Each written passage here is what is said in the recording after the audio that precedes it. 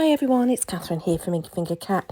I've got this card that I've made for my friend who has just finished work for maternity leave, and I chose to use the Simon Says stamp, Beautiful Flowers stamp.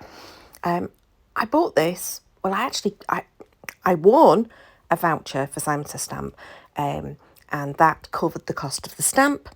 And I also bought a stencil or something else at the same time, but I did have to pay for the packaging, postage and packaging from the US, so which cost pretty much what the stamp would cost. But obviously, I got something for free anyway.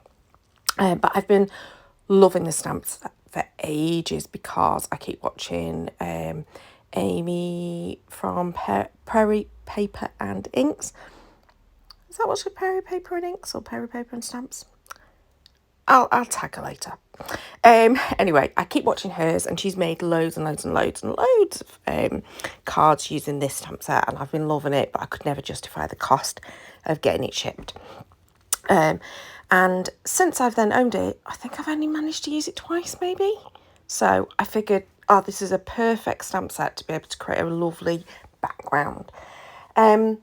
I don't know about you, but when someone's leaving on maternity leave, it's a bit weird to get them a baby card. It's just not what I do.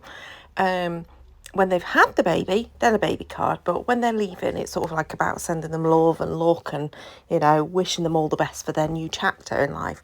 So that's why it's not a baby-themed card.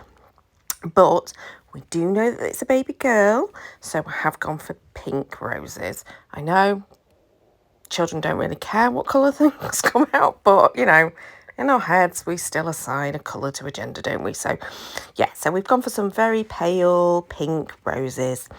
I stamped the image twice so that it was in each of those corners, and I heat embossed with gold, and then I'm just loosely watercolouring with the inks. I'm not bothered about covering everything. I'm just getting a bit of the colour down, a bit of depth to the centres of the flowers, etc. And then I've gone 2 different colours of green for the leaves, and that's pretty much the background.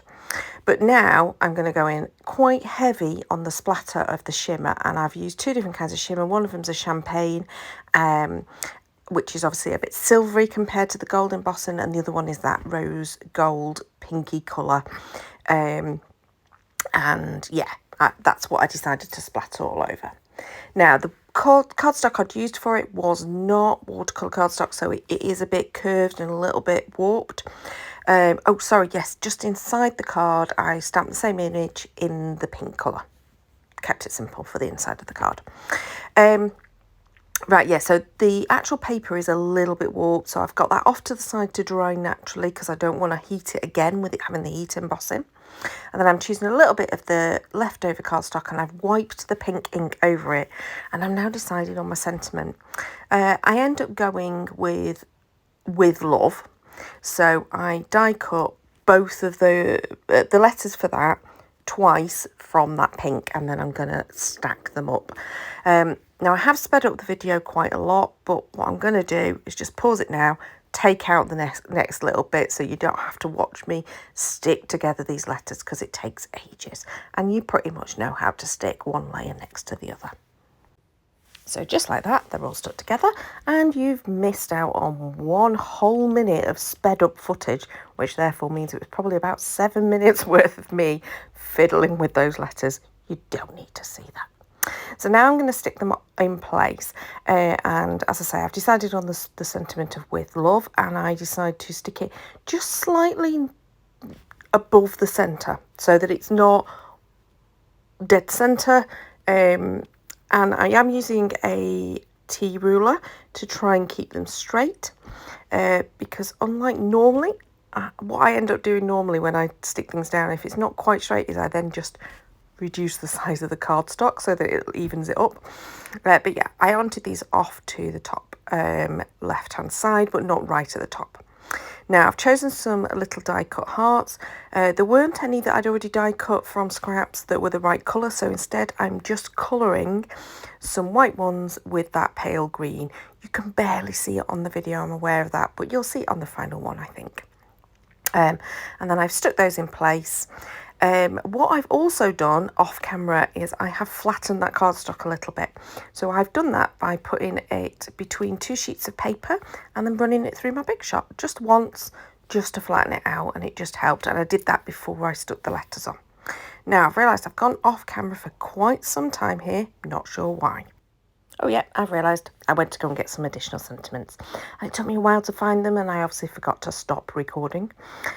So I've chosen these Alpaca Pals little sentiments, and there's 2 that say lots of luck, and there's some that are from a different stamp set that say new day, new chapter. And I'm just going to add those in the pinks and the greens. I think I also add new arrival or something along those lines. Can't remember what. Oh no, it was just some little dots to continue with the theme of the splatter. And then I've edged round the panel with the pink and the paler pink, and that's going to be it pretty much for my front of my card. As I say, I don't tend to do baby cards until the baby's arrived, just something that I do. I think it's more about actually, I'm going to miss you, colleague, friend in the workplace, and so it's more about just wishing her all the best. So I hope you've enjoyed that. I can see there, you can see in the pictures more clearly the colours, and please do give me a thumbs up if you enjoyed. Subscribe to see more. Not sure what videos are coming up, but there'll be something, so hit the notification bell to be informed. And until next time, goodbye.